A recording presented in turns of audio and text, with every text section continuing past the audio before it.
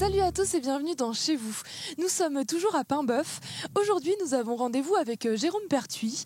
Il est pêcheur à Paimboeuf et c'est l'un des derniers. Pourtant, cette commune a été un port très actif pendant des décennies. On comptait jusqu'à 180 bateaux début du XXe siècle. Ici, on pêchait le hareng, mais également le saumon. Aujourd'hui, les choses ont bien changé et Jérôme a accepté de nous parler de son métier et de ses évolutions.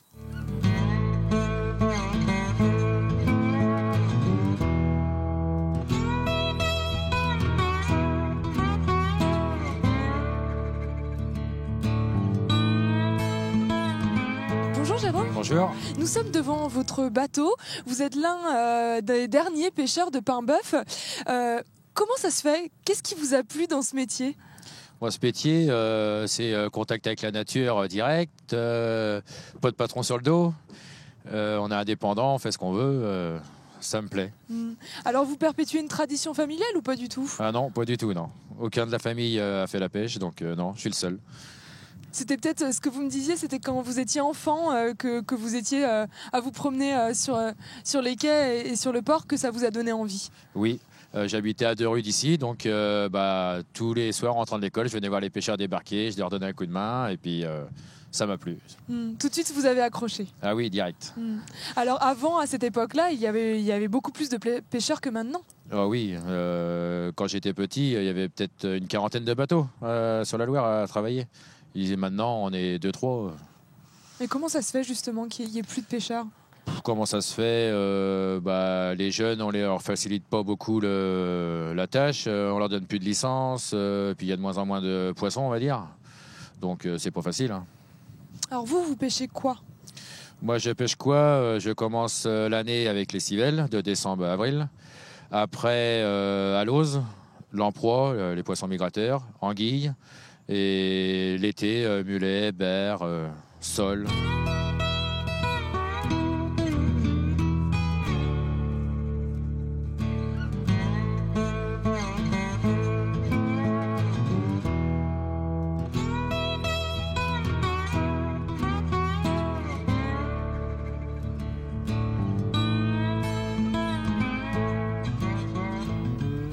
Alors c'est quoi votre périmètre de pêche? Périmètre de pêche, au Civelle, on monte jusqu'à Thoiré. D'accord. Et l'été, on travaille jusqu'à Pointe de Saint-Gildas et puis Pointe de Chémoulin. Là. On reste dans l'estuaire. Dans l'estuaire. Ouais. Est-ce que c'est un endroit qui est particulier justement pour la pêche, cet estuaire de la Loire? Bon, c'est particulier, c'est pas toujours facile. Les marées, un fort courant. Vous êtes conscient, vous, que vous perpétuez une certaine tradition qu'il y avait avant à Paimboeuf en étant un des derniers pêcheurs? Oui et non. Je suis le dernier. Il y a mon beau-frère qui fait la pêche aussi, mais autrement, en Loire, à l'année, comme ça, je suis le seul. Ouais. Et parce que c'est trop difficile, il n'y a pas assez de poissons, et puis même d'en vivre, c'est trop compliqué? Non, d'en vivre, celui qui veut travailler, il gagne bien sa vie. Mais non, personne ne veut faire l'estuaire. Puis les gars, ils font les crevettes grises, ils ne s'intéressent pas trop aux petits métiers comme ça, aux filets, tout ça. Alors qu'est-ce qui vous plaît justement dans l'estuaire, parce que vous avez fait ce choix-là? C'est chouette, la nature, les roseaux, les oiseaux, puis on est tranquille.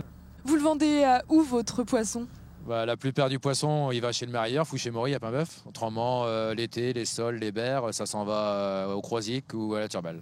D'accord, aux deux criers de la Loire-Atlantique. Ouais. Alors là, on est juste à côté de votre bateau. C'est quoi comme bateau? Celui-là, c'est un filayeur. Je fais que les filets et puis les bosselles pour les anguilles. Autrement, j'ai mon autre bateau à Saint-Nazaire pour faire les crevettes grises l'été.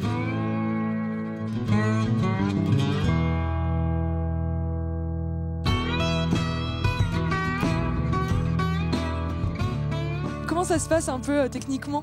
Moi, je fais les basses mers ou les pleines mers, donc on file 1 heure avant basse mer. On file 400 mètres dans le milieu de la Loire. D'accord. On descend, puis dès que le courant montant arrive, il y a étal, donc on lève, puis c'est bon. Alors, est-ce qu'il y a des gens qui vont prendre votre suite quand vous en aurez marre ou pas? J'espère, mon gars, il est à l'école de pêche, donc je pense que oui, il va prendre la relève. Ouais. Vous seriez content justement que quelqu'un prenne la relève? Ouais, oui, parce qu'autrement, il y aura plus de pêcheurs sur la Loire, autrement. Ouais, et ça serait un petit peu triste, la Loire sans pêcheurs. C'est clair. Très bien. Merci beaucoup, Jérôme. De rien.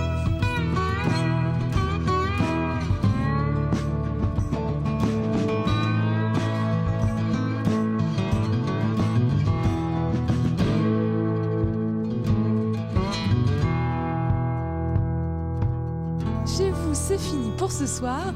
Demain, on part découvrir le jardin étoilé. D'ici là, portez-vous bien et surtout, ne zappez pas.